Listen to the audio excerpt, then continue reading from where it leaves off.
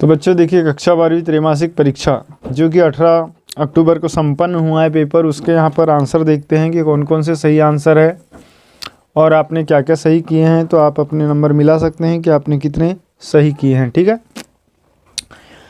जो आपको आगामी त्रैमासिक अर्धवार्षिक और वार्षिक परीक्षा के लिए बहुत ही महत्वपूर्ण होंगे। जैसे पहला सवाल हमारे पास लिखा है कि सबसे अधिक जनसंख्या घनत्व किस राज्य में है। तो सबसे अधिक जनसंख्या घनत्व जो है बिहार में है। फिर है, भारत में पहली जनसंख्या नीति कब बनाई गई थी। तो भारत में पहली जनसंख्या नीति सन 1976 को बनाई गई थी।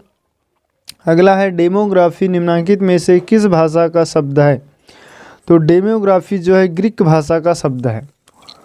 उसके बाद देख लीजिए क्या लिखा है, परंपरागत भारतीय समाज में सामाजिक स्तरीकरण का बुनियादी आधार क्या रहा है। तो इसमें फ्रेंड्स बुनियादी आधार जो है सामाजिक स्तरीकरण का, तो इसमें आ जाएगा संयुक्त परिवार। ठीक है, उसके बाद हम नेक्स्ट देख लेते हैं, जाति एक बंद वर्ग है, परिभाषा किसने दी है। तो ये दी है मजुमदार ने। फिर है, सबसे पहली आधुनिक किस्म की जनगणना किस देश में प्रारंभ हुई थी। तो सबसे पहले फ्रेंड्स ये अमेरिका में हुई थी आधुनिक प्रकार की जनगणना। उसके बाद रिक्त स्थान देख लेते हैं। तो क्या लिखा है, जननांकिकी शब्द का प्रयोग सर्वप्रथम गुइलार्ड ने खालिस्तान वर्ष में किया था। तो गुइलार्ड ने 1855 में किया था। फिर भारत के खालिस्तान राज्य में लिंगानुपात सबसे कम है। तो यह हरियाणा में जो है लिंगानुपात सबसे कम है। संसार की कुल जनसंख्या का खालिस्तान प्रतिशत हिस्सा भारत में निवास करता है। तो भारत में जो है 16% हिस्सा जो है भारत में निवास करता है। उसके बाद है, भारत में जाति तथा वर्ग पुस्तक के लेखक का नाम खालिस्तान है। तो ये है घुरिये। फिर संयुक्त परिवार के मुखिया को खालिस्तान कहा जाता है, तो उसको प्रधान कहा जाता है। फिर है, भारत में ब्रह्म समाज की स्थापना किसने की थी। तो ये राजा राम मोहन राय ने की थी।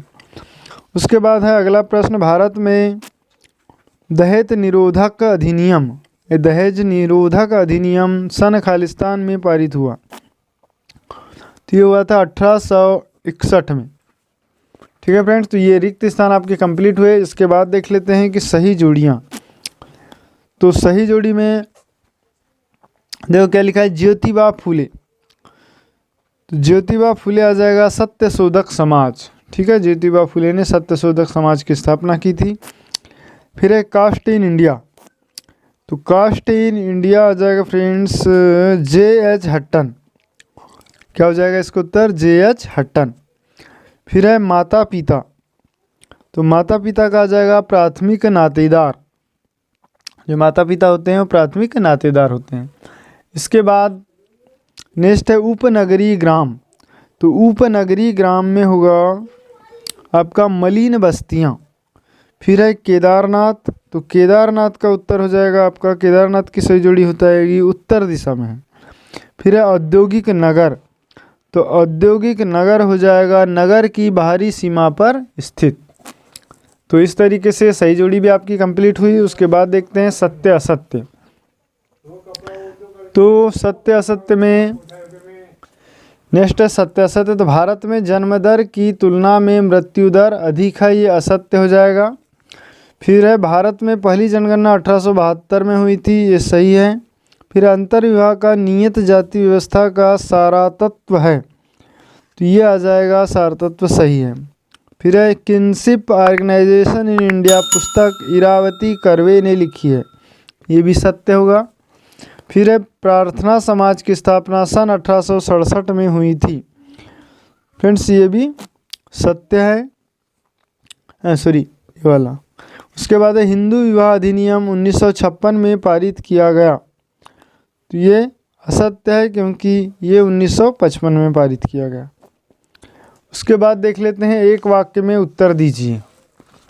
तो एक वाक्य में उत्तर दीजिए में पहला हमारे पास दिया हुआ है प्रश्न क्रमांक पहला है, समुदाय को सामान्य जीवन का एक क्षेत्र कहकर किसने परिभाषित किया है। तो ये जो है इसका उत्तर आ जाएगा मैकाइवर और पेज ने सामान्य जीवन का एक क्षेत्र कहा है समुदाय को। फिर अगला है प्रश्न, प्रभु जाति की अवधारणा किसने प्रस्तुत की? तो इसका उत्तर हो जाएगा M.N. श्रीनिवास।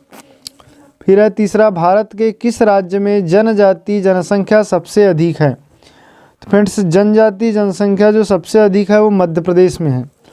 फिर है भारत में वर्तमान में लागू राष्ट्रीय जनसंख्या नीति किस वर्ष लागू की गई? तो वर्तमान में जो लागू की गई है ये सन 2000 में की गई है। फिर है भारत में सबसे अधिक साक्षरता किस राज्य में है? तो ये केरल राज्य में है। फिर है भारत का कुल क्षेत्रफल कितना है? तो यह है 32,87,267 वर्ग किलोमीटर। अगला, आर्य समाज की संस्थापक कौन थे? तो आर्य समाज के जो संस्थापक थे वो राजा राम मोहन राय थे। ठीक है, तो इस तरीके से फ्रेंड्स ये आपके जो ऑब्जेक्टिव सवाल थे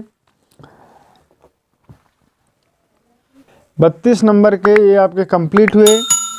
इसके बाद इसी प्रकार के बाकी प्रश्न पत्र के भी आप प्रश्न उत्तर चाहते हैं तो उसका लिंक आपको डिस्क्रिप्शन में मिल जाएगा, वहां से आप देख सकते हैं।